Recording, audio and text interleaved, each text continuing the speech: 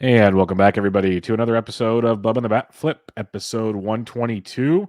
Going to recap your week 4 FAAB action, a month's worth of FAAB in theory, kind of, maybe.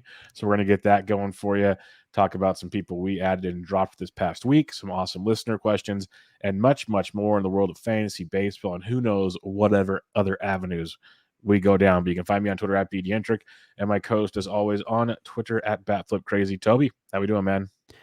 We're doing well, Bubba. Today I'm rocking my Mets hat. I'm a lifelong Mets fan. A lot of suffering that I've experienced, but so I'm just trying to enjoy the moment. I was wondering what the real reason was for, but we'll roll with that. We'll roll with that. Is this because of the three? Was it like the Groundhog's Day? 3 more weeks of questions for DeGrom, or is there something more to this? Because usually there's a reason the hat's on besides that. I'm just a lifelong Mets fan. That's Bubba. Did Rob DiPietro put you up to this? He didn't. No, Okay. I haven't talked to Rob about this, but Okay, just checking. I know you guys are in your. I know you guys are in like your little clicky Discord there, the big guys. So I didn't know if this was a. let me tell you something. They're all doing great. I'm horrible at this. So I'm trying to enjoy my longtime Mets fandom. Gotcha. It's been a long time since I could really enjoy the ride.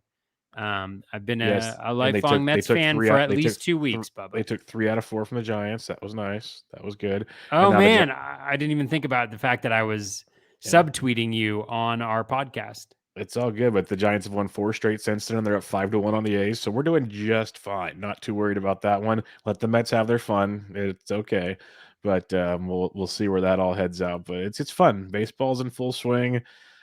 Craziness. A lot of IL stints coming this past week, like between COVID IL and just random stuff. Like it's starting to feel like, oh, we're in the grind now, because we didn't have a bunch of them early on. Like the first few weeks wasn't a ton of like, hey, this guy's got like an oblique or a hamstring. Nothing too crazy. It seems like the last like 3 or 4 days, it's just been like boom, boom, boom, boom. Like even today, like Lourdes Gurriel, not in the lineup because of a stiff back. He pinch hit though, so that was nice. But if you benched him, you're just like, well, crap. Like no, I can't get 2 more games out of him. So and you got Lou Bob's day today and like all these other guys. It's this is where it gets real fun set lineups, Toby. Real fun set lineups. But for sure, just try to get warm bodies in those spots. Pretty much. See where all the chips settle. But let's talk about some week 4 FAAB action. And as usual, everybody, NFBC online. So 12 team leagues to kind of cater to more people, not just the 15 team audience. And we'll go over the most added players for a while. Then we'll talk about the players we added and dropped, and then get to your awesome listener questions as always. If you guys ever want to join us live, just go to you can follow us the Twitter feed that goes out there. But if you want to comment, you have to go to YouTube to make the comments. But come join us as well. All right, Zach Collins, a catcher, is our number 1 ad. Technically, he's a DH. Let's just be honest about it. But he is a catcher. He got traded over from the White Sox. And I love it because in DFS, I was a Zach Collins fan because he's always cheap. He was cheap this year, too. But I liked him with the White Sox because I knew he could hit. It was just a matter of playing enough. He was added in 131 leagues, max of 187. Someone was really thirsty for a catcher. Min of $1. Like, I like Zach Collins. He's batting 4th or 5th. No way I'm paying 180. I probably wasn't paying over $10 for Zach Collins, maybe 20 at the most. But because you're not rostering 3 catchers very often. So how are you looking at Zach Collins? The dude can hit, but to see a catcher fetching this kind of demand was pretty surprising to me. Yeah, I mean, warm body, right? Warm body in a decent lineup. The interesting thing is when you look at the Blue Jays lineup the last couple of days, with the injuries they have, it's really not that deep. You've got the top 3 in Springer, Bichette, and Vlad Jr., and then it's like Matt Chapman's the best remaining bat out there. No disrespect to Santiago Espinal, who has been really good and who I actually like as a man. They got to move him up the batting order. That'd be so nice. For sure. Yeah, I mean, Collins, striking out a ton, super high BABIP, 3 barrels, 3 home runs, ride it while it's hot, but there's nothing too special that's going to happen here. I mean, he's a guy you throw in there. You're hoping he plays 3-4 days that week in your catcher spot and gets you something other than a low batting average. His 60% contact rate, career close to 30% strikeout rate, and he also hits a ton of fly balls, which is good for the home runs, but also is going to hurt the batting average. So, keep him in there while he's in there, and hope that Danny Jansen gets back quick so that we get a legit catcher, a real catcher in those lineups. I'm curious what Toronto's going to do, though, because Zach isn't really catching that often. He's usually DHing while Alejandro Kirk catches. So it's like when Jansen comes back, do they keep running Collins out at DH and then Kirk and Jansen platoon? I'm curious to see how it plays out because, like you said, I said, Collins can hit. That's not the problem. It could be streaky, definitely could be streaky, as you mentioned. But I'm curious to see what Toronto does there because in the end, if he is a catcher that's DHing probably 5 or 6 games a week, hitting 4th or 5th, there is some valid fantasy excitement from that. So it's interesting. I wasn't looking for a catcher this week. I was trying to, while you were talking, think of what catchers you'd be dropping. Maybe it's 12 teams, so it's a little more out there. Like in a 15, it's probably a little different for sure. But definitely keep Collins, like you said, ride him while he's hot. Use him as a streamer. There's options for him there. But when Jansen does return, could muddy up the waters a little bit as well. Andres Munoz, the ever-revolving door of the Seattle Mariners closing situation. He was added in 128 leagues as high as $715.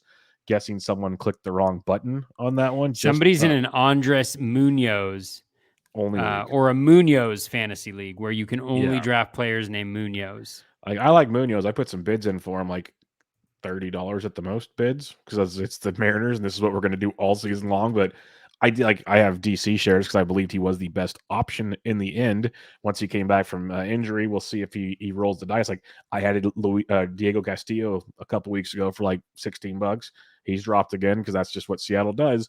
I like Andres Munoz. Wasn't super aggressive on him. What's your thoughts on Andres Munoz? Yeah, I had bids in for him. He was pretty high up my kind of closer spec list, but I thought I had decent closing situations heading into the week after today, with Hansel pitching the 8th, although he was pitching against the kind of meat of the lineup for the Blue Jays, and then Pagan blowing the save theoretically in the 8th, but coming in early. I don't know if they were going to give him like the 1 2/3 save or not, but I don't know if I have closers anymore, but I had him up there pretty high. The skills are really good. They're elite, 21.8% swinging strike rate, 40.9% K minus walk. He's striking out 50% of the batters, and that has only gone up after today, where he struck out 3. He did give up a walk, and he did give up a hit, but a very good pitcher. Again, I think the challenge is the Mariners haven't shown over the course of the last few years a real desire to go with one guy. And so he did pitch today up 4 in the 9th. So maybe, but I get the feeling that we're going to see a few different guys in there with Castillo, potentially Sewell, him. Steckenrider, I'm not a huge fan of, but there are arms in that bullpen that can throw the 9th too. Yeah, like I said, we saw Castillo a week or so ago. Now we're getting Munoz. Sewald's supposed to be coming back any day now. He actually traveled to Tampa Bay with the team. So that could definitely change things. Like he's been out, which has allowed some of these guys to maybe – we knew Sewald wouldn't be the one guy because they'd use him in high leverage spots, but he's still probably going to knock out 15 saves maybe. Like somewhere like he's going to get his fair share, which is going to definitely make it difficult from week to week with some of these other Mariners options. So I do like Munoz. I'm with you. I like the skill set a ton with Andres Munoz. Just a matter of what do the Mariners like? That's the $1 million question. All right, the next one, this is some fun FAAB talk right here because Alec Balm was the 3rd most added player, as high as 147, as low as $1. Yeah, Bryson Stott's gone. So it's pretty much Baum's role. And, he's hitting over 300 on the season. His strikeout rate's less than 14%. He's walking almost 12%. But you look at that swinging strike rate, you look at that overall contact rate, there's still some serious question marks for me when it comes to Alec Balm. Like, there's a lot to like. There's a lot of question marks, too, that doesn't make me feel all warm and fuzzy, Toby. So what's your thoughts on Alec Balm? I said a boom, chicka boom. Sorry, I had to do that as like a former as a former camp person, or maybe a camp person. I think the key for So what I like to do, like early on in the season, I'm like thinking, like I had Baum available in one of my leagues, in one of my mains, and like I was like, okay, I feel like I might want to bid a decent chunk of change on Baum. And so the process that I always have though when I do that is I want to see, like, is there something different in this guy's profile? Is there something he's doing that is not just, that doesn't appear to be just like small sample stuff, but that maybe there's been a change in what he's doing. And my bid was like $93, I think, which for me is a lot. It's a lot. Um, Kind of going in the night, and then I kind of tracked it back, and I think it ended up either in the low 70s or in kind of the mid 60s, primarily because he's in a good lineup. Seems like he's going to play every single day. But when I looked under the hood, it's like, he's hitting 314, which is great. His BABIP is now down to 313. It was way higher than that, even as early as Sunday. The ground ball rate, slightly down a little bit. I think when I was looking on Sunday, it was a little bit higher than that. The contact rate, 69%. So his K rate's at 13.6%, which is well below his career average of 23.9%. The problem being that his contact rate is actually way worse. His in-zone contact rate is way worse, and his overall contact rate is way worse. So not only is like the average a little bit of a mirage, or it was a little bit of a mirage because he was hitting like 350 or something like that because of the BABIP. It's also a mirage because that K rate is going to end up probably closer to that, career average, 23%, probably a little bit lower than that. Maybe he's got generally better than league average contact, but right around there. So I kind of looked at that and I was like, the ground ball rate, again, I think it's down a little bit since Sunday night when I was looking. The hard hit rate is not exceptional. He does have 4 barrels, which is really nice. But again, the ground ball rate is still well above league average. So it kind of tells me that, maybe there's a change there with the ground ball rate being a little bit lower, but this is kind of the same guy. And so if it's the same guy, then I'm going to go to the projections and I'm going to kind of look at what they have to say. And like the BatX has him for 9 home runs, 3 steals, a 262 average the rest of the season, which certainly isn't nothing. But like, and assuming he plays a little bit more, it's a little bit better, but that ends up being like who we thought he was, right? Like 15 home runs, 260 batting average, 3 to 5 steals, something like that, which again is fine, but I don't want to pay like crazy for that. I can stream together a bunch of guys and get the same production essentially. So I ended up lowering that bid a little bit, and he went for, close to $200 in my league. I think in similar leagues, he went for pretty high as well.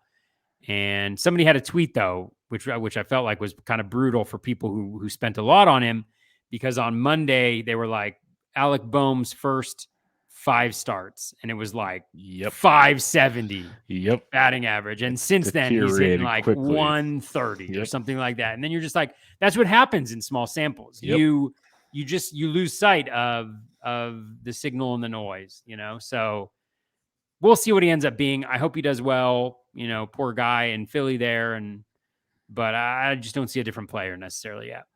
I'm 100% with you. That's what I was saying. The contact rates, you got the batting average on one side, like the hard hit rates, the barrel rates, but then you look at the contact and the swing and the miss. And it's just like the stuff you want to continue hitting the ball hard isn't there. So it's like something's got to give, and we've seen this with him before, like you said. And so he's still young, and obviously things can change, but what we've seen in the past, the underlying stats are resembling. So we kind of have to go with what we've seen. Like he could again fool us, and somebody got a great player for $200. We'll see. I still don't see it though. That's the thing. And I saw that tweet you're talking about, and that stood out as well. And like one of the good things, it's good and bad. Like some of my new articles this year are like recapping like risers and fallers from the previous week, just 7 days. And so it highlights like, oh wow, Alec Balm I wanted to write about like 2 weeks ago, and now it's like, whew, look at that week. Oh my goodness. Like, and again, the season's a bigger sample than 7, but it makes little things like that stand out. Like, oh my, like that was a rough go, really rough go. Where then you can dig into things and look a little more.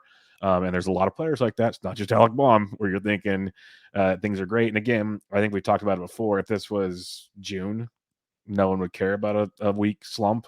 But right now, with such a small sample, as you said, it just makes those numbers fluctuate so much. And I have constantly people saying, like, hey, is this guy really this bad? Oh, I want to drop him. I'm like, guys, if he goes like 6 for his next like 17, his average is going to just go back to almost normal.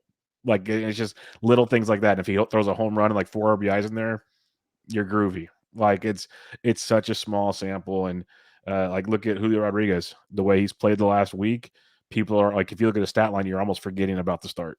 Bobby Witt Jr., he's moved down to 7th in the order. He's hit strafely now in 5 straight games. Like, it's just people take time to get going, and not just rookies. Those are just easy examples. But I keep stressing, do not panic. It is April 26th of a 6-month season. So it sucks. Like Toby said, like earlier, he's in that chat where they're all doing well and he's not. Like, yeah, I look at my teams.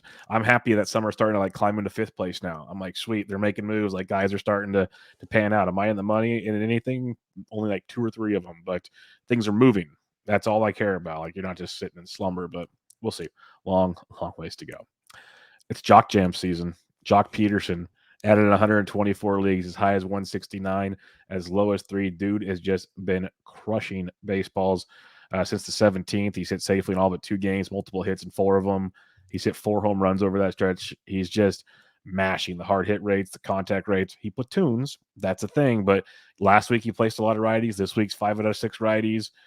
So it's definitely one of those week-to-week situations with Jock Jams. And a conversation that I had with someone in my DMs, I think it was today actually. It's like, oh, should I add Jock Jams for somebody else? I said, if you want to stream him, yes. But the power is legit. We know that. But the batting average is not legit from Jock Peterson. Like, this is an abnormality for Jock. So that regression's coming. I told them the thing I think we've talked about before is we don't get the previous stats when you add him. So just remember that. It's awesome, but something to think about. So what's your thoughts on Jock Jam, who I'm all about streaming, but don't fall in love with the player you're seeing right now is all I have to say. Yeah, I mean, I think it depends, right? In 15 teamers with the lack of depth right now, just in hitting in general, I feel like, he's a guy that you have in there most of the time. If he's playing 1 out of 3 or whatever, then no. But yeah, I mean, I think you summed it up perfectly. Like, the batting average is a mirage. I mean, the thing about Jock Jams, the power's real because ground ball rate's super low, fly ball rate's super high. But the result of that as well is the low batting average and the very low BABIP. He's got a 344 BABIP right now. I don't know what his career is, but recently, like 281, 200, 249, 253, 241. So career he's at 263.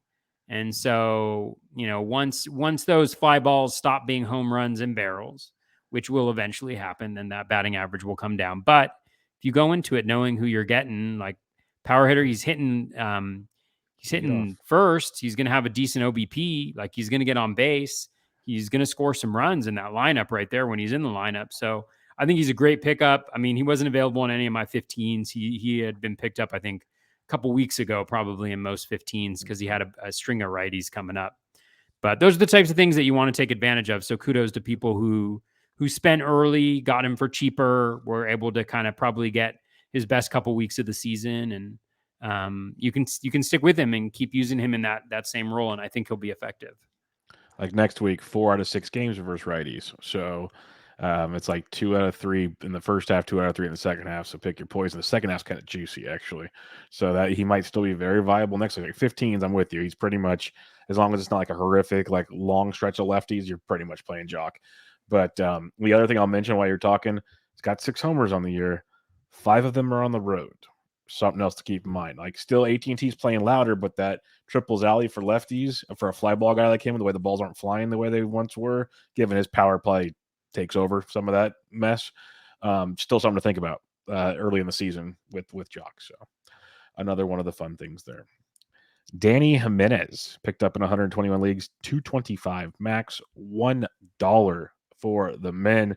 Jimenez picked up a save or 2 this past week for the Oakland A's. Looked really, really good, actually. I know I believe it was reliever Recon Jewett and the boys they had him as like a spec guy or a closer in waiting potentially, especially for like DCs. He was a guy to keep an eye on. He's got 3 saves on the year now. The one caveat I'll mention is he did some of his damage while Trevino was on the COVID IL. So, what's your thoughts on Danny Jimenez? Yeah, I mean, he's pure spec at this point. I mean, Trevino, I don't know if he's off the COVID IL yet or not, but once Trevino is off of it, I think Jimenez loses a lot of his value. The one thing I'll say is he has pitched really well this year. 7 innings pitched, 9 Ks, 15.6 swinging strike rate, 24.1% K minus walk rate. He may have the biggest change in K minus walk rate over the course of a single season. Last year, he had a negative 25% K minus walk rate. Man, this year he's got 24.8. It was in one and a third inning. So, but yeah, so I think he's a good. I think the challenge is like those bids where you see him going for like $100 or like $150. And again, it could work out. These things can always work out. But you know, when Trevino comes back, like why are they going to give him that role? Right. Like there's really they want no to trade incentive Trevino that if they have. can. Like Exactly. They want to get the maximum. They want to maximize him. And also it would be like a bad look if like guy goes on COVID IL and he's got the role and all of a sudden he's giving it up to somebody. Especially, yeah. So I think the problem is like next week, if Trevino comes back this week, are you dropping Jimenez next week? You know? Like, especially if you spend a lot of money on him, are you dropping him? Exactly. That's what I mean. Like, so you end up holding on to him, waiting for Trevino to struggle or for Trevino to get traded so that he comes in there. And so it just creates some challenges. So again, if it's like an $8 bid or a $15 bid or whatever out of 1,000, then you don't feel bad dropping him the next week because it's a pure spec. But like those larger bids, that I think is where you get into like you put yourself into a psychologically challenging position because you have invested. What is that bias called? Like the sunk cost, or I don't know if it's just sunk cost or there's go a bias back and listen to our first podcast with Rob DiPietro. I think we went over like 4 different biases. I want to go back and check it out. I know what you're talking about though. Yeah. Yeah. It's like you've put all this money into so them, much. So now you can't get rid of it. Exactly. So, again, you know, seems like a great pitcher so far in a small sample, but you know, I wouldn't have broken the bank for him. And what Toby's saying there is something we've talked about a ton already this season and a lot last season. When it comes to closers, like especially all these teams like the Mariners and the A's and all these spec teams, don't break the bank because they're going to change like 6-7 times throughout the season. Now the next guy we talk about, I could see going a little heavier on. Still not in love with it. You know, if somehow something happened to Kenley Jansen, you go all in on Will Smith. Like those are the kind of things where you go spend money, make it happen. But a lot of these spec situations, like even the Giants, like it looks like it's Duvall's gig for now, but no one would be shocked if Jake McGee came back in there and got 15 saves. So like you can't be breaking the bank on these dudes. Also, as Toby demonstrated perfectly last season, is like the last 2 months of the year, a lot of cheap saves out there, a lot of them. So just save it for then and have some fun. All right. The next player I mentioned, Jorge Lopez, picked up in 120 leagues, as high as 321, as low as 26. Not sure how to pay 321, but I was in on Lopez this past week where he was available. You know, deeper leagues, he was gone, but 12s, I think people are still kind of not sure what to get out of Lopez. He did save 3 games last week. We don't get those if you picked him up, but 2 or more Ks in 5 straight outings. The velo is ridiculous for Jorge Lopez right now. He looks like a brand new man, you know, starter hitting the bullpen. Things are great. Again, he's still Jorge Lopez underneath it all. So I'm waiting for the blow up. But for now, he's looked really good when he gets the chance. And I don't see anybody overtaking him in Baltimore until at least he's traded probably. Yeah, totally. He's a really good example where I'm really upset at myself a little bit because when guys have the roles, even if their skills aren't that good, like it's worth grabbing them when they're cheap, you know? And I have them in a couple of examples. What's that? It's the Daniel Bard example, basically. Exactly. Yeah. Like, especially now, I mean, where there's all these situations where you feel like a guy's the closer and then they're no longer the closer, you know? I drafted Jorge Lopez in a couple leagues. Like I still have him in a couple, in at least one big league, maybe two. And I knew he like had the job, and I still wasn't super aggressive on him. And it was because the skills just look so bad so far. But again, it was like 5 innings that he had pitched poorly in. Yep. And then I watch him against the Angels this weekend, and he's just cut through them like nobody's business. Good hitters. Trout, I think, got a single off of him, a little bit of a jam shot, but like he struck out Ohtani. Like he just kind of went through them like a hot knife through butter. And I saw that, and I was just like, you want to know something? This guy's got the gig. There's so few guys that have the gig.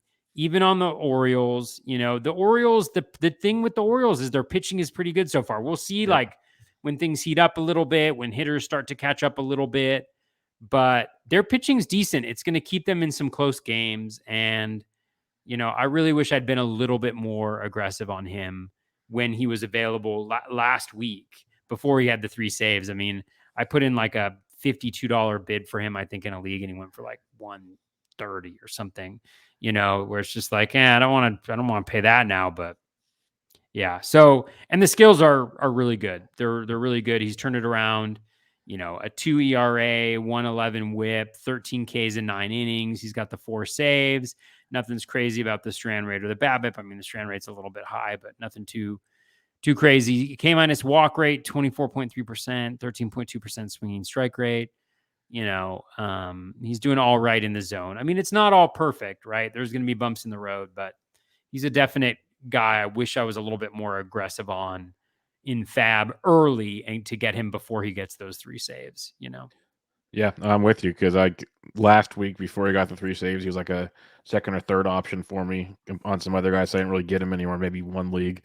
I was much more aggressive this week. We'll go over. I can't remember what my prices were, but I did get him in a few spots. I even got him in tout, which was nice, even though it's a saves hold league. But just what I really liked about this past week was they weren't just 1 inning saves all the time.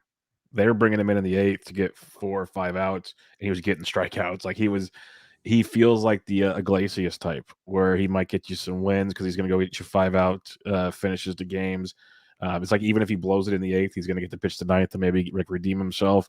The Orioles are going to utilize the ability for him to go deep in games, not like 6 innings or something, but to be able to go more than 3 outs plus the skills we've seen. I'm a big fan. Like I'm with you.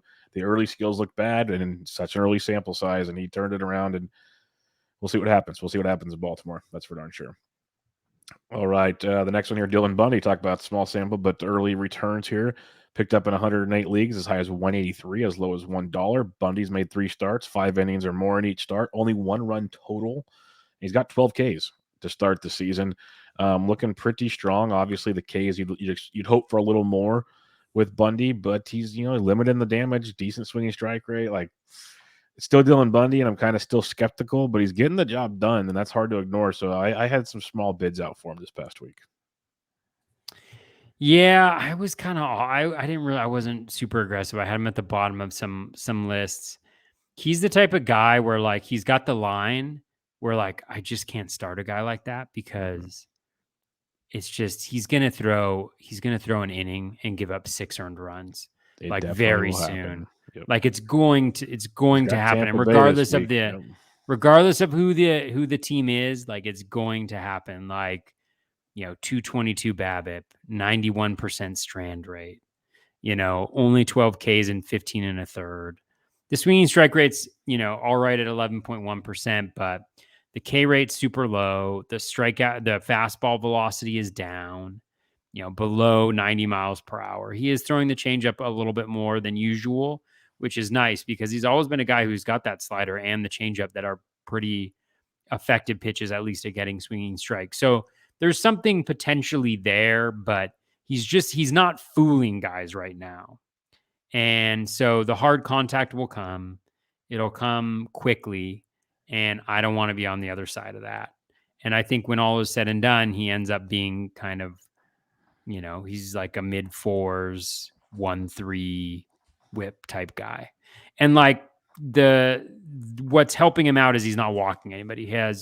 He's only walked, I think, 1 guy in 15 innings. He's got a 1.7% walk rate, but his first pitch strike rate is 7% higher than his career average. His zone percentage is 7% above league average. His O swing is 4% above league average. So all of those walk metrics are up, and it's not that he can't sustain that, but it's just like if a guy has been a guy for a very long time, I don't think that all of a sudden his control is going to become elite. And so we'll see what happens moving forward, whether we're right or wrong. Yeah, I'm interested a little bit, but I'm not breaking the bank. Like he's like a third or fourth option in a lot of my bids, and the main reason is because he gets Baltimore next week, so that's probably the game he gives up 6 runs because like it's such a great matchup where he should be able to navigate 5 innings and get like 4 or 5 Ks and maybe have a chance for a win on paper. That's how it looks. He probably gets all just shelled, and that's what's going to be the fun part about Dylan Bundy. Thairo Estrada added in 98 leagues as high as $88, as low as 1. He's hit safely in 5 straight games coming in tonight. 8 of his last 10. Got a couple homers, 3 stolen bases. He just doesn't. I'm a Giants fan. I'm not really like in 15s. I get it. In 12s, he wasn't doing it for me. So, what's your thoughts on Thairo Estrada? Because he's playing again tonight, but there's so many moving parts there. I know there's injuries right now, but I just don't see that one sticking for long. Yeah.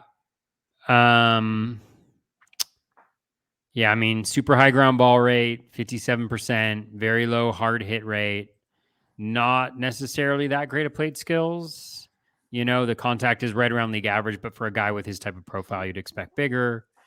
Chases on pitches outside the zone. He's getting playing time because they're banged up, but Yep. I don't think that is going to happen very consistently. But there's a little bit of speed. He's got those 2 barrels so far. He puts a lot of balls in play, a little bit of luck maybe. So, I mean, I think he's fine, but I think once they're healthy, he's not going to play on a consistent basis. And so you kind of like don't pay up for him week to week it with him. Yep. But yeah, I mean, yeah, I don't see anything different. Yeah, I was surprised actually as we're scrolling down. I'm like, wow, he was up here. Interesting. Like, I had to make sure I didn't miss anything. I'm like, I watch a lot of Giants games and I wasn't seeing what everyone like. I'd rather have Santiago Espinal, who was available in a lot of leagues, at least in 12s. So I would have gone that route personally. Next up on the list here, Chris Stratton added in 97 leagues as high as 151, as low as $1. People saw those 2 saves last week and got all giddy, but I tweeted it out, I think, out of the second save, and it's pretty much happened since. Bednar pitched in those games too, and he pitched in the higher leverage situations. This is still going to be an up and down thing all season, as we talked about. So if you want to roll Stratton out there and hope it's the week he gets a couple, because he's going to have weeks where he gets none, that's going to be the way that the cookie crumbles. So they'll split it with Bednar, but Bednar is going to get the high leverage spots. That's how we've seen it so far. So what's your thoughts on Stratton right now? Yeah, I like Stratton a lot. Like heading into the season, I have him on a lot of DCs. Yeah, me too. Just because I thought he was either going to split or maybe that they'd give him the role. But I mean, I just don't have any interest. He wasn't really even on my bid list this weekend because it's just so hard to put a guy on the Pirates who's splitting saves in your lineup on a weekly basis. Like, think about the 2.5 weeks previous to this. I think he had 1 save, but like he wasn't that good. Like, he's not dominant enough skills wise he's not going to get enough strikeouts where you feel okay having him in your lineup. You don't trust him enough to have him in there. Like Bednar, like I can totally understand. Bednar is lights out reliever, super good skills. He's going to have good ratios for you probably. He's going to strike out, 10, 11, 12 per 9. I don't feel the same way about Stratton, so I can't really have him in my lineup. So he's just kind of sitting there and not doing much. So it's great when he's got those 2 saves a week, but how many times is that going to happen this year? Maybe 2, maybe 3 all year. Yeah, that's the hard part. That's the really hard part. Like if they trade Bednar, then rock and roll. But that's where it's tough. Like then with you have a ton of Stratton and DCs thinking he'd either get the job or eventually Bednar moves on and you get your Stratton love eventually. But we'll have to wait and see on that one. Next most added player, Jurickson Profar, added in 96 leagues as high as 211, as low as $3. Overall stats hitting 222 with 4 homers, 1 steal, walking 15% of the time, which is good. I don't know. I like what we're seeing from Profar. He's more of a deep league option for me, not much at 12. What's your thoughts on Profar? He was playing every day though, which is nice, but still a lot of holes in that get up. Yeah, I mean, he's still Jurix in Profar too. And this is like, I have him in one league, and I've had him since the first week of the season. And it just shows you how much luck can sometimes play in your role. I had him as my 5th or 6th conditional going for an outfielder. And I happened to get him week 2. And what does he do? He hits a grand slam, um, crushes it. I'm about to drop him on the Sunday, and on Sunday he hits another home run. So I'm like, let's write it out. Last year he had a 3.8% home run per fly ball. He's just getting his regression is coming through right now because he's not that bad. Like he's not even a league average home run per fly ball guy, but the same analysis. There's nothing that's really changed for me. The O swing is better, so maybe he's being a little bit more selective. But the contact rate is actually below every single season he's had so far and below his career average. He's incredibly consistent. I mean, from a contact rate, he's just always between like 80 and 83%, pretty much. The hard hit rate is up, so maybe there's something to that. He does have a very low BABIP, so there's a little bit of batting average bump that he could get if he gets a little bit, luckier on those balls falling in. So maybe there's a little bit of a gonna sacrifice a little bit of contact for power. But again, like it's that hard hit rate. Like there's nothing in his StatCast metrics really. Like his max exit velo isn't higher than it's ever been before. He does have 4 barrels at 10.3%, but again, small sample. It'll take a little bit. His hard hit rate is at 35.9%, so it's better than it's been before. And he's already got half of the barrels he had last year in nearly 300 batted ball events.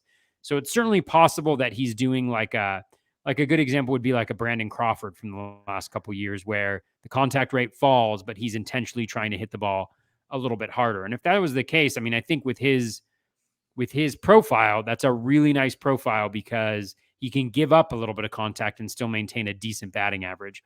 Although he does always have a super low BABIP. He just not a good striker of the ball. So I do think that there's hope and there's power and speed there. And like you mentioned, he's playing every day. He hit cleanup today.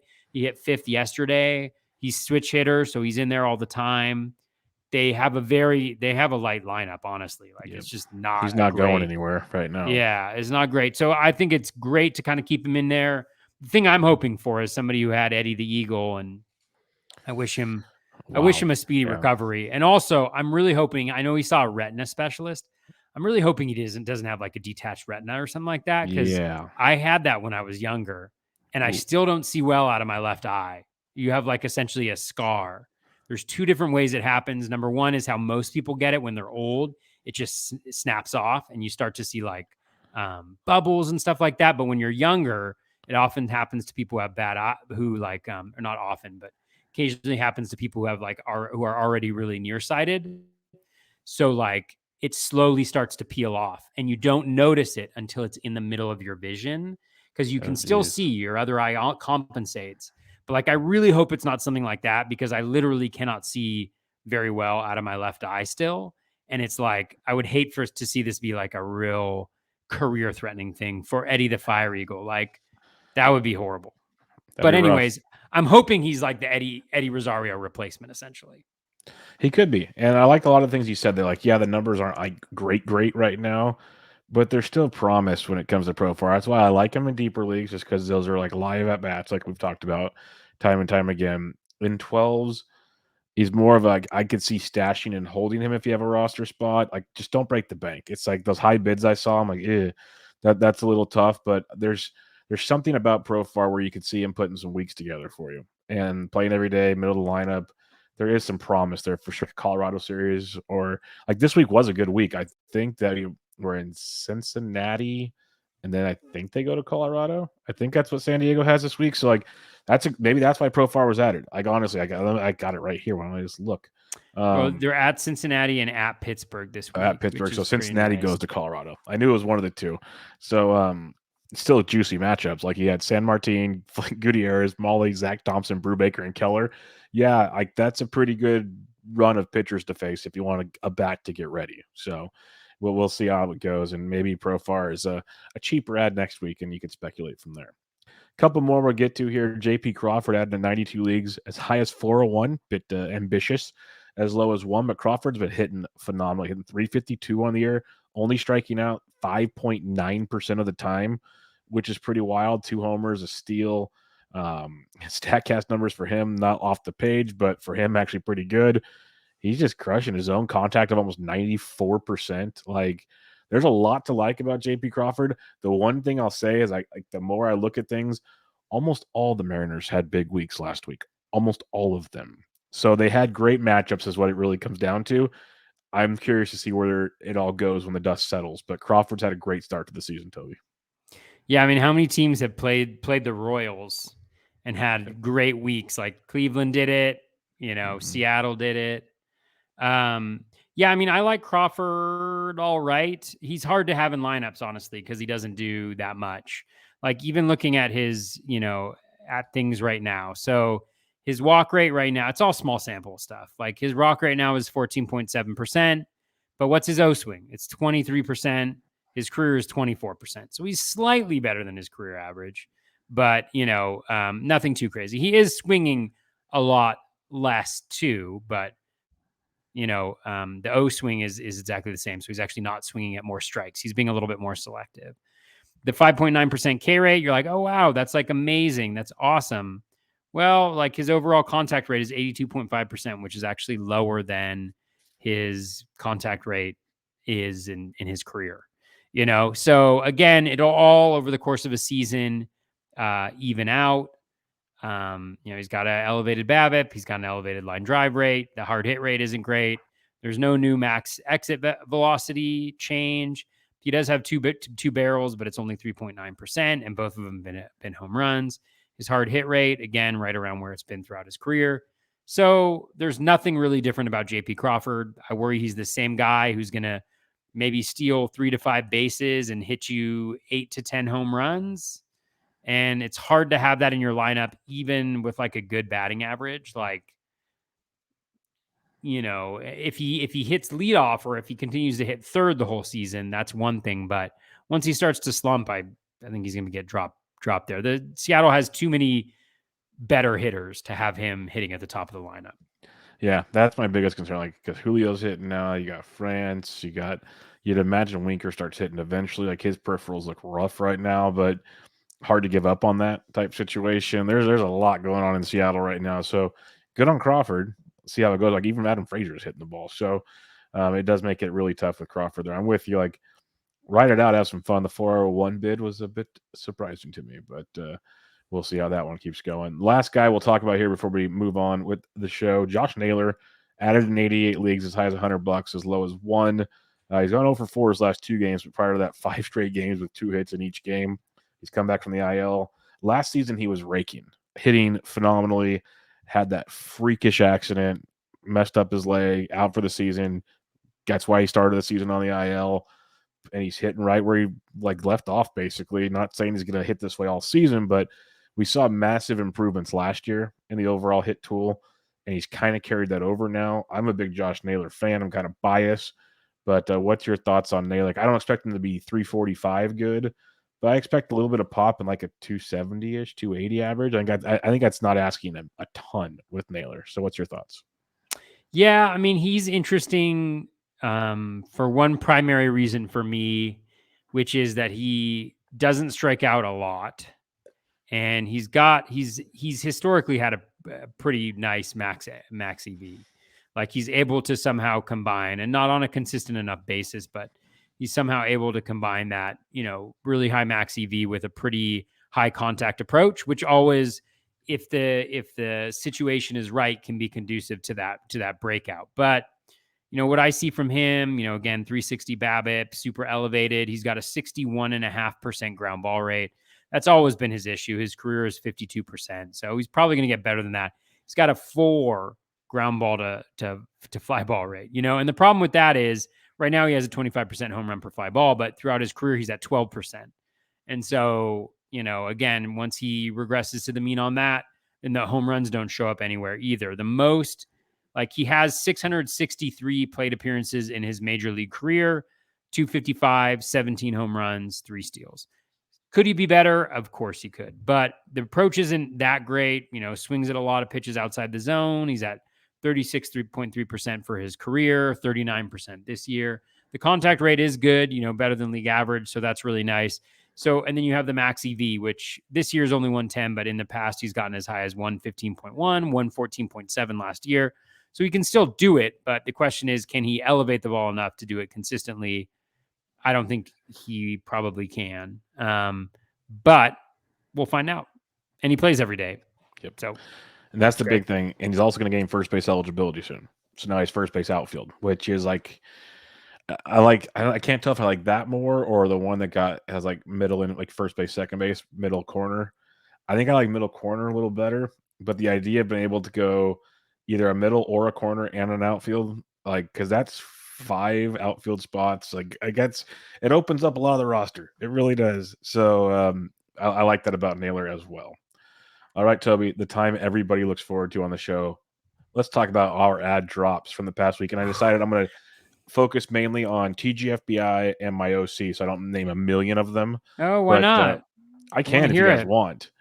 But people love it. Okay, well, we'll see what happens here. But what were your ad drops from the past week? All right. I added Jacob Junis in a few places. I believe he is going to be the bulk guy, if not the starter tomorrow. I'm hoping he's the bulk guy. I hope he will come in after the opener. He's scheduled to start. He's scheduled to start, but we'll see how that goes. Yeah, I have RotoWire having him started, but not bolded. So I'm still maintaining hope there. But yeah, he's got Oakland. So I added him. I dropped, this might be controversial. I don't know. I think it is because I think I was the only person to do this in at least some of the high stakes leagues. I dropped Zach Greinke. I don't hate it. I'm not a Greinke guy. Like we talked about him as a super late innings eater, but I'm not a. You talked about JP Crawford being kind of empty on your roster. Greinke's empty as well. He's very empty, and it's so tough. Like his K rate this year is 3.2%. His swinging strike rate is 3.5%. Like he could get better for sure. But I just can't, like, if he was on the Dodgers, if he was on the Astros, fine. I at least have a chance at wins. But pitching for the Royals, it's just way too many balls in play. And there are going to be games when he just gets absolutely hammered, just BABIP'd like crazy. And again, he could improve those skills. But like we saw something similar happen towards the end of last year as well. And so I'm just not sure that it's there. And so I dropped him. Brad Miller I added, and I dropped Chad Pinder. I have $12 for Miller. It was 16 for Junis, $15 backup. So that was kind of nice. Brad Miller, picked him up. He was available. These are all 15 teamers. Dropped Chad Pinder. A little bit sad about Pinder. I like him a lot, but I don't know when he's coming back from the COVID IL, and I wasn't probably going to be able to start him out all this week. Added Jacob Junis, $14, backup of 1. Dropped Cole Irvin. Irvin's another one where, similar to Greinke, it's like I picked him up last week for that Baltimore-Cleveland double tap, and it worked out fantastically. And he's a little bit better. The velo's up a little bit. The K rate isn't as low as Greinke, but he's not going to get a lot of wins. And is he really that good, or has he just faced some pretty bad teams during the time of year when it's like the best for pitchers and when, the humidors are really stifling.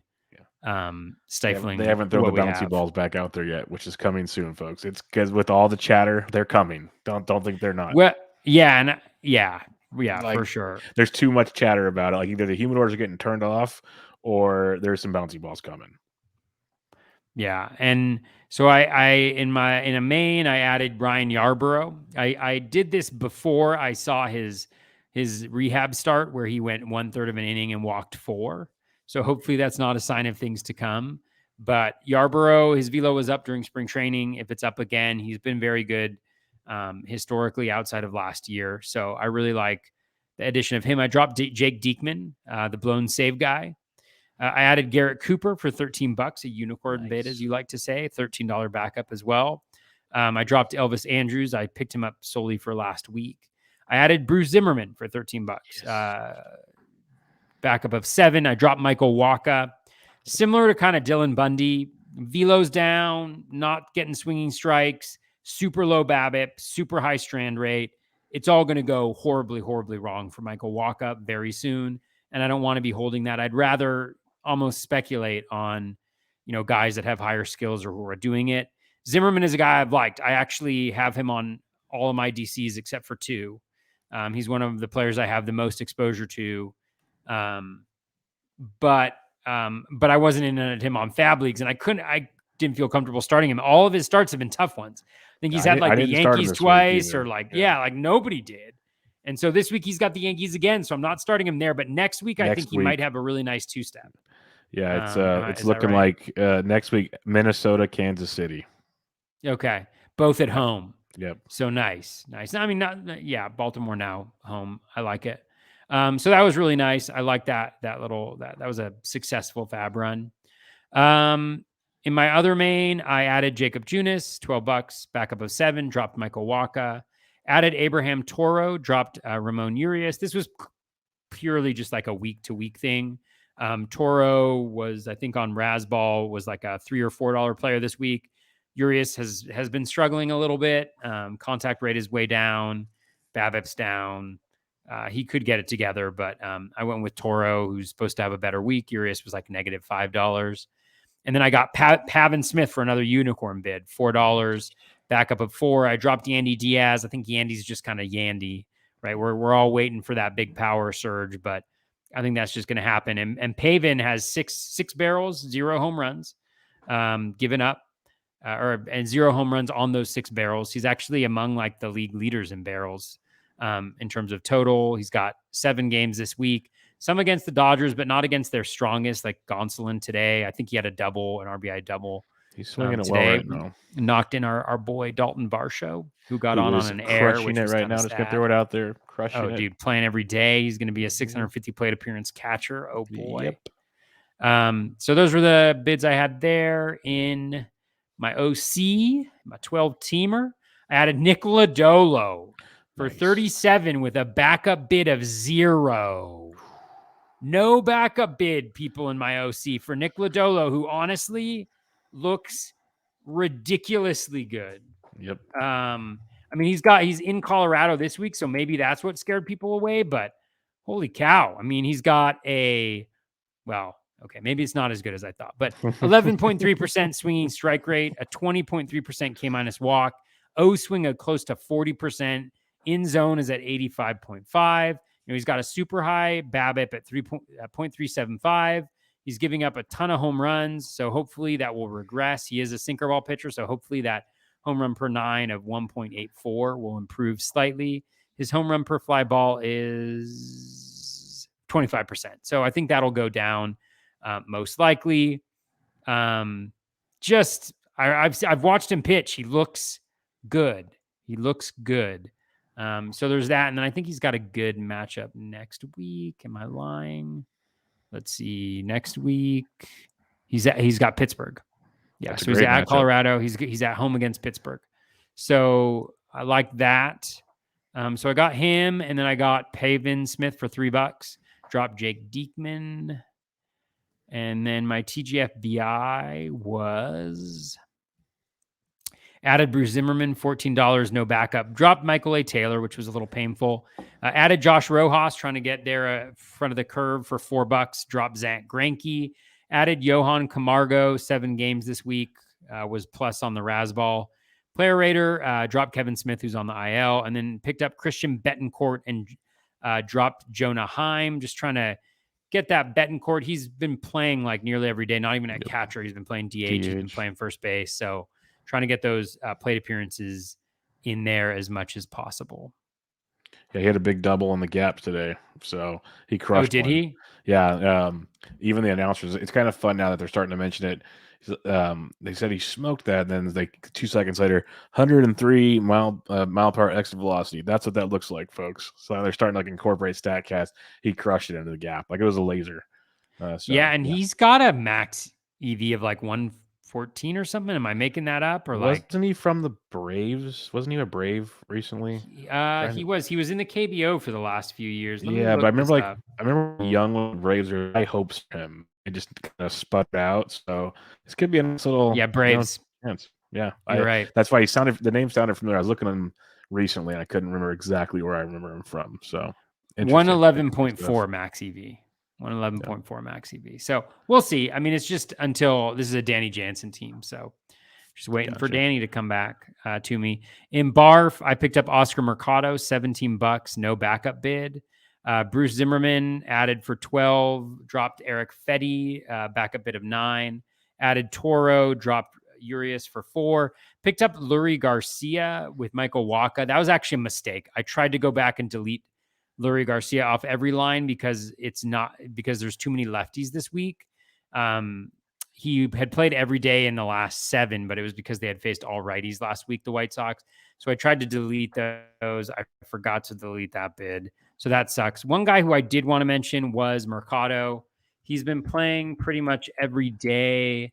And the things that I liked about what he had done as of this weekend, he hasn't walked. So I don't like that. But the ground ball rate is 7% lower than last year, about 4 to 5% lower than his career average. And the contact rate was still pretty good. And then he already had 3 barrels as of this weekend. The launch angle was higher, so we'll see. And he's got a little bit of that speed, but he probably just sucks. 17 was probably way too much. I don't know what I was thinking. God, sometimes you never know. You never know. But also, he probably looked better on Sunday, and now 2 days later, he's garbage. Small samples. Samples. That's all. That's all I got, Bubba, for you. That's all you got. All right. I'll start with my TGFBI. Added Josh Naylor, dropped Patrick Corbin, $43, runner up 37. I'd got Chris Stratton and Andres Munoz in this league. Didn't break the banks. Stratton for 33, Munoz for 24, runner up 21 and 15. Dropped Andrew Heaney and Justin Steele. So just kind of trying to get that situation under control with hopefully a save or two here and there. Barf on this one, I got a lot of Naylor. Josh Naylor dropped Daniel Lynch, who actually looks really good today. I got him for $54, runner up of 50 on that one. That was my only move there. One of my OCs. Now this is what sucks because I got a lot of Bruce Zimmerman. You had great bids, by the way, like $12, $13 or whatever. I expected bids to be a lot higher on Bruce Zimmerman. So this is where these ones sting. Nobody respects Bruce. This stung because this is gonna be a trend. I got him for $67 with 0 runner-up bids. 0. That hurt in a big way. Grab Michael Lorenzen for the 2-step. I agree with what we said last week, but I like the 2-step for this week. Mm-hmm. Dropped Cal Quantrill, added Josh Naylor, dropped Gio Urshela, which was tough because I like what Gio's doing, but it's kind of almost like empty too, kind of like JP Crawford, where it's good, but not great. And in a 12 team, it's not really doing it for me, maybe more 15. And one of my OCQs, I grabbed a lot of Mikolas last week, grabbed him here. Miles. Dropped to Oscar Yanoa, added Bruce Zimmerman for $54 with no runner-up bid. And I dropped Cal Quantrill. I dropped Cal Quantrill in a lot of places this week. That was one of those 12-team churn things. I'm still a Cal Quantrill believer, but he might get re-added later on. Grabbed Josh Naylor. Grabbed Taylor Ward for $42 with a runner-up of 31. Got him in a few spots this week. That was nice. Wrote my other qualifier. Got Mikolas. Got Josh Naylor, got Michael Lorenzen. So did that little song and dance. My second of 4 OCs, Bruce Zimmerman, dropped Andrew Heaney, bid $68, runner-up of 1. That was fun. Then I also added Tyler Anderson for 34, runner-up of 20. And then I got Josh Naylor for $1, dropping Mike Moustakas. All right, next on the agenda here, my third OC, another one, Bruce Zimmerman for $68, no runner-up bid. Got Josh Naylor, no runner-up bid for $46. That was a bizarre one for me. These 12 teams can be so much fun. and makes me really want to reconsider my bidding going forward. But then my fourth OC again, Bruce Zimmerman, $68, no runner-up bid, but Josh Naylor, 42, runner-up at 37. So Huh. each league's like the Naylor ones are all over the board. All of my Zimmerman ones are no runner-up bids or $1 bid. I was blown away. So there's a lot of stinging on that one. Like I really like what Zimmerman's doing. A lot of things you mentioned. Knowing that I could have probably saved like $65, that stings. But it is what it is. Like I got my guy. I can't complain too much. But in hindsight, this is why FAAB's always a learning curve for me. I'm still trying to figure this whole thing out, but we'll see. We'll see how it plays. All right, listener question time. And we will start with Conceptual Alex. Were we premature in dropping Dane Dunning? It's hindsight. He looked pretty good his last start. I'll give you that. But I think this is probably directed at me because I dropped Dane Dunning a lot of places last week. But I'll get your 2 cents in a second. 5 2/3, 2 runs, 5 Ks against Houston. That's really good. But still, it's 2 to 3 runs in every start. This is only his first time going over 5 innings. Strikeouts aren't still great. He's got an 8.6% swinging strike rate, which isn't, making me feel all warm and fuzzy. O contact is still through the roof on him for O contact metrics. I think Dunning's gonna be very good, but it's one of those guys I can kind of stream on and off my roster. Like I don't like I said, I dropped Quantrill in a lot of places. Dunning's another guy where I'm like, there'll be weeks I want him, but there's gonna be more weeks where I probably don't want him. So that's where I dropped him. What's your thoughts on Dane Dunning? Is he a hitter? He's destroying it if he's a hitter. I mean, he's got a great O swing at 25%, Z contact at 82.1, contact overall at 78.9. Is he a hitter? He's only striking out 22.6% of the time, 358 BABIP, 9.5% walk rate. He's walking. He's hitting a home run, 1.47 home runs per 9. I mean, this guy is middle of the order material. Oh, he's a pitcher. Oh, no, it's not too early. I'm just kidding, of course. Yeah, what you mentioned, Bubba, there's nothing skills-wise that points to him being worthy of rostering for any reason. There'll be streamable times for like certain 2 starts, but like I said, more often than not going to be in my lineup. So that's just where things go. I may have just created a new bit where we do hitter or pitcher, and then we go through their O swing, and we're like, is this a good hitter or is this a really bad pitcher? Yeah, that's funny. And then he says, any Dalton Jeffries, Bruce Zimmerman, Glenn Otto, Daniel Lynch strike you as viable for the rest of the season? We both like Zimmerman. So yeah, Zimmerman. I like all those guys. Yeah, I'm mad at myself for the Daniel Lynch drop this week. Like I feel like I needed to, but that one's gonna haunt me. I think it's tough. I mean, yeah, Lynch looked really good, like underlying metrics. I didn't go hard after him. I should have. I mean, everything kind of pointed to him being good. Otto looked really good. Munoz talked about him. He had 20% swinging strike rate in his first start. Obviously, I think it was against somebody who wasn't very good. I think it was against Oakland. So you never know. He hasn't been hit around like a lot, last year, but there's definitely talent there. And he's been very talented in AAA. So sometimes that works. Like a good example for me was like Jose Urquidy was a guy who was like not very well known, but had really good AAA numbers, and he's done pretty well for himself. So Otto could certainly be good. Not the best situation, but we'll kind of see there. And then Lynch, yeah, I mean, even before today, Lynch looked good from like an underlying metrics perspective. Let me just pick it up. 12.3% swinging strike rate, 15.6% K-minus walk, so right around league average, 34.1 O swing, 88.2, so still struggling a little bit within the zone contact. I mean, the thing about the White Sox lineup right now is toast. Like it's horrible. So he pitched well today, but so I think he's fine. I think he's solid, but it's always hard because like these kind of solid guys who are on the Royals. Like I don't know how I feel about it. There's not a lot of upside there. Like we saw Lynch last start, he struck out 7, but gave up like 6 runs or something. It's like it's one of those where he's going to have a lot of good, but a lot of bad potentially at times too, which makes it really fun. So yeah, we'll see. Our buddy Dave Petroziello asks, how long would you hold a Kilbadoo and Casey Mize in mains? I swore off lefties with possible platoon issues, but when I realized the AL Central only has 2 lefty starters, his power speed sucked me in. Luckily, I only have him in a main. With Mize, it sounds like they're lying to us about his injury being worse than they're letting on. So what would you do, Toby? I think with Badoo, you got to still kind of hold for now until they officially cut him off. Mize might be worth a drop.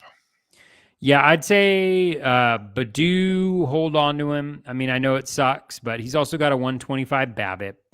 His walk rate's at 8.1%, 24.3% on the K rate. So there's nothing outlandish there. He's just getting a little unlucky. There's the platoon issues, which are obviously really tough. There's now more competition in the outfield, which is really tough. So there's a lot of tough things going on, but I think you hold on to him just because we've seen the ceiling for short periods of time, and it can be very, very good. Casey Mize, I'm fine dropping. I think there was some hope that he was going to throw the splitter more, but the problem with Mize, none of his stuff works. None of it. We should do the whole really good, really, really, really good hitter or Casey Mize. Yeah, I mean, I think the challenge is when I was looking at him in the off season, he's like, "Oh, I'm going to throw the splitter a lot more," and I'm like, "Oh, that's awesome! What's your splitter swinging strike rate? 10.3%." The slider at 11.3% has the highest swinging strike rate of any of his pitches, and that just doesn't work. He's not fooling anybody. He's not getting chases on pitches outside the zone. It's all just really, really not good. And again, development's not linear. Things could change dramatically. But I think the challenge for me always, and why I miss out sometimes on these guys, is I want to see it, or I want to see a glimpse of it at least. I want to see that little bitty glimpse of it. And I just don't get that feeling from Mize. There's a few guys that people were in on that I just couldn't see it. Couldn't see why they were going to be really good. And I'm sure I'm missing some of them. I missed on some of them this year, and they have been good, but I just can't see it from him. Yeah, I'm not seeing it either. So drop away, Dave. Mike Curland asks, what, if anything, are you taking away from the early part of the season? Well, I think there's a lot to take away from pitchers, the velocity, pitch mix, the skills, hitters like contact rate, ground ball rate, just looking for changes, max EV, just kind of looking those things, batting order, just don't put too much stock in it. The back and forth that's happening right now on Twitter, where it's 2 days, it's this guy's the greatest thing on earth. Imagine not drafting him. And then 2 days later, you're like, I can't believe people drafted him in the 10th round. What were people thinking? It's just back and forth. It's all too much. So, monitor it, but don't eliminate the previous history that player has had based on those changes either. So I guess that's kind of what I'm focused on. Yeah, the velocity, I definitely look at. Then you obviously correlates. Well, did you make a pitch mix? Did you do this or that? So you can definitely dig into those things. And then I'm just looking at guys that are either, we got a question coming up here about stabilization of certain stats, but if a guy's doing really, really well or really, really poorly, it's okay, why? It's 3 to 4 weeks in. It's still not a great sample, but maybe you'll see something. Is it like I said with Bobby Witt? They moved him down the batting order. He's getting comfortable. He's hitting now. Are there little adjustments that can be all of a sudden, Jazz Chisholm, he's leading off and he's still crushing baseballs. There's different things that can take place. So little things you can look at and enjoy. But again, studs are studs until they're broken. So I'm gonna take my chances that they'll be studs, even if they're on a slow start. Just hear them out on this one for a little bit longer if you can. All right. The next question, I have 2 more questions to go here. And this is the one. Stephen P at STE_VAN. What are the first key metrics to stabilize in a season that we can rely on? Just a little heads up. Rysel got a save. I saw that. I came in and got the save. I love those. Hader got that 1-out save too. The things that stabilize, I think the most important things to focus on are the per pitch metrics. So contact rate is a per pitch metric. Or actually, I mean, I guess it's not per pitch, it's per swing. So for a pitcher, swinging strike rate is a per pitch metric. No, O swing isn't either. You get what I'm trying to say. Like, focus on the per pitch metrics, not the batted ball metrics. Like, there are some batted ball metrics, right? Like max EV or things like that I want to see. If there's a change immediately, then it shows me there's something there. But generally speaking, outside of those changes, it's the per pitch metric. So like the velocity for a pitcher, contact rate, swinging strike rate, O swing, those types of things where we get a larger sample pretty quickly. The thing you have to be cautious of, though, too, is you get a pretty good sample for how they do against the competition level that they're facing. So there are some guys, right, where it's like, like some hitters where it's like, yeah, my contact rate's super high against the Royals. And you're like, oh, what's the Royals team strikeout rate? And it's literally like 5% lower than any other team. So it's like, oh, so maybe it's not necessarily that my team has a really good contact rate. It's that the Royals pitching staff really sucks. And at this point in time, what are we at? Like 16, 17 games teams have played. Yep. That's 4 to 5 series, right? Like it's five series that they've played so far. So if you played the Royals as one of those, like it's a pretty skewed little thing there. So what I like to do with rolling average graphs is generally do about like a 40 game. Like once we get to 40 game, I start to trust it a little bit more. But pay attention to those things, make moves based on those things, but just know that the player is still probably likely to be the same guy that he was before. Yep. Yeah, you mentioned those metrics. I know Eno talks about it a lot. I believe it's hard hit takes 50 batted ball events. So that's one of the first ones. It's either that or barrels. I can't remember. I think it's hard hit. And so that'll be coming up for some guys like at the end of the month, maybe mid-May. So that'll start stabilizing, at least have an idea of where these guys are at with things. But it's tough. It's tough. It's a lot of fun. Like your X stats take a while. Let's put it that way. If that's what you're curious about, looking at things like that. Eric Samolsky asks, curious from a strategy perspective in NFBC leagues, if you feel the need to churn the final pitching spot or two every week, will you ever use just an okay starting pitcher matchup so you don't have to spend waiver money every week? I mean, it's all dependent on the team, but I will not. If I think there's a better pitcher on the wire, then I'll grab the pitcher. Unless it's like a matchup thing, like, oh, I think this guy's better long term, but he doesn't have a good matchup. He's better than this guy. It's like with my drops this week, it was like Junis, I think he's better this week. And I don't like Greinke long term. So I'm going to get rid of Greinke. And then next week, I'll probably pick up somebody different because Junis is supposed to go up against the Dodgers. Unless the following week he looks like he's going to have a really nice 2-step or something like that, So it's just kind of, I think never set hard and fast rules because you need to adjust them based on your roster. I have some leagues where I'm just like, damn, I got a lot of pitchers. This is really nice. Then I got others where I'm like, man, like this is a little rough. So just depends. I'm 100% with you. Like I have my pad and paper next to me. I write down, okay, OC1, these are the players I'm willing to drop. But then I start looking at like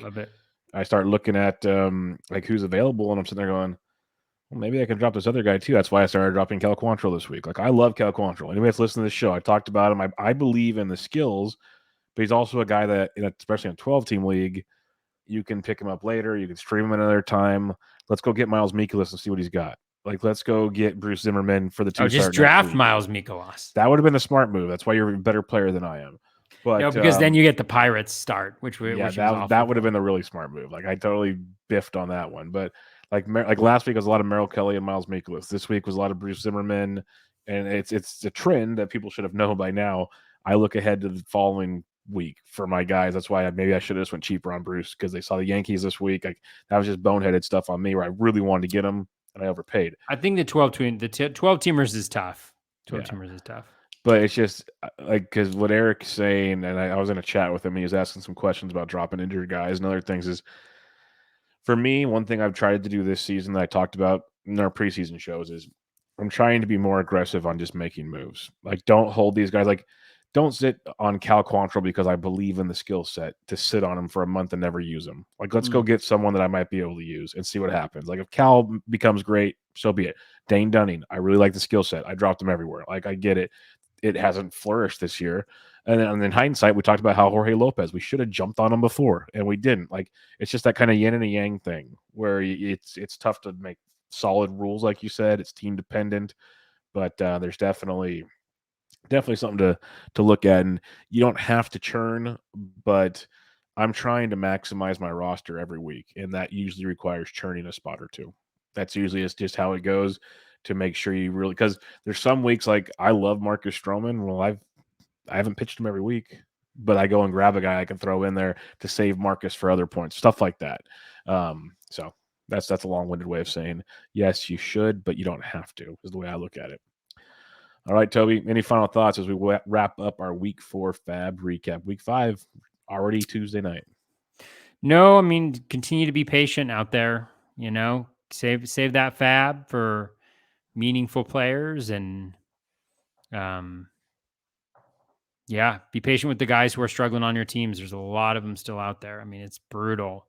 Some of these guys are just brutal, but be patient. Over time, they'll get back. They'll get there. Yeah, for like the big boys, that it's been brutal, like you said.